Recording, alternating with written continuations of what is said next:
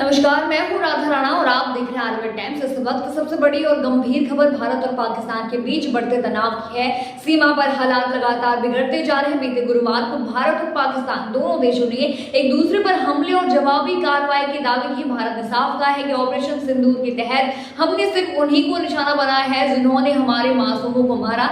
दूसरी तरफ पाकिस्तान के रक्षा मंत्रालय ने हमले की बात से इनकार किया है, लेकिन भारत का दावा है कि लाहौर में एक एयर डिफेंस सिस्टम को ध्वस्त कर दिया गया है। पठानकोट, उधमपुर और जम्मू के मिलिट्री स्टेशन पर हुए हमलों को भारतीय सेना ने विफल कर दिया। ये भी सरकार का आधिकारिक बयान है, जबकि पाकिस्तान ने दावा किया है कि उसके भारत के 25 ड्रोन मार गिराए हैं। जी हालांकि इसकी स्वतंत्र पुष्टि अब तक नहीं हो सकी है। पूरे घटनाक्रम के बीच भारत के रक्षा मंत्री राजनाथ सिंह की अध्यक्षता में दिल्ली में एक दिवसीय सर्वदलीय बैठक हुई है और उसके बाद केंद्रीय मंत्री किरेन रिजिजू ने कहा कि ऑपरेशन सिंदूर अभी भी जारी है। इस तनाव ने सिर्फ भारत और पाकिस्तान को ही नहीं बल्कि पूरे दक्षिण एशिया क्षेत्र को हिलाकर रख दिया है।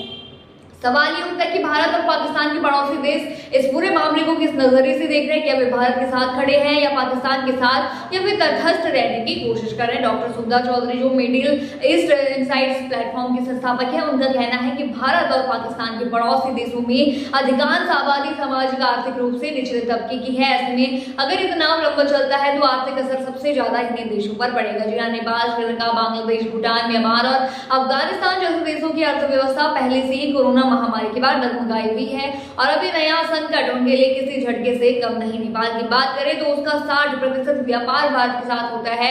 तनाव बढ़ने से नेपाल को अपने बंदरगाह और व्यापारिक रूट्स के संचालन में परेशानी हो सकती है।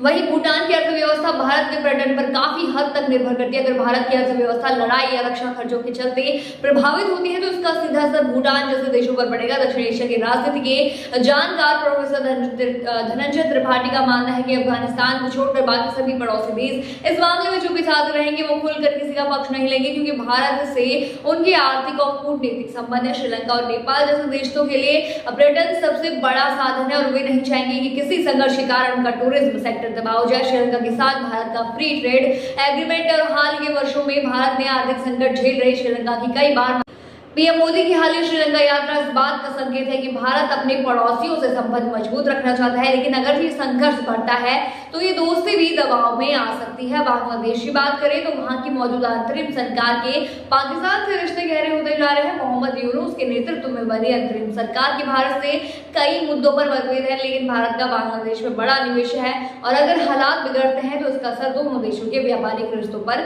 पड़ सकता है। दूसरी ओर चीन का रुख भी इस तनाव में काफी अहम हो जाता है। चीन पाकिस्तान का पुराना सहयोगी रहा है और पाकिस्तान में उसने अब तक करीब 68 अरब डॉलर का निवेश किया है। चाइना पाकिस्तान इकोनॉमिक कॉरिडोर यानी सीपीईसी और ब्लैड एंड रोड परियोजना के तहत भी चीन का दाव पाकिस्तान पर बढ़ा है। ऐसे में वो कभी नहीं चाहेगा कि पाकिस्तान अस्थिर हो जाए। हालांकि चीन ने भारत के हमले को अफसोसजनक बताया है, लेकिन उसने ये भी कहा कि वो सभी तरह के आतंकवाद का विरोध करता है। चीन के विदेश मंत्रालय ने दोनों देशों से संयम बरतने की अपील की है, लेकिन जानकारों का मानना है कि चीन इस संघर्ष का फायदा उठाना चाहता है। कमरागा जैसे विदेश मामलों के विशेषज्ञ मानते हैं कि अगर भारत और पाकिस्तान के बीच तनाव बढ़ता है तो चीन को अपने हथियार बेचने और राजनीतिक दबदबा बढ़ाने का मौका मिलेगा।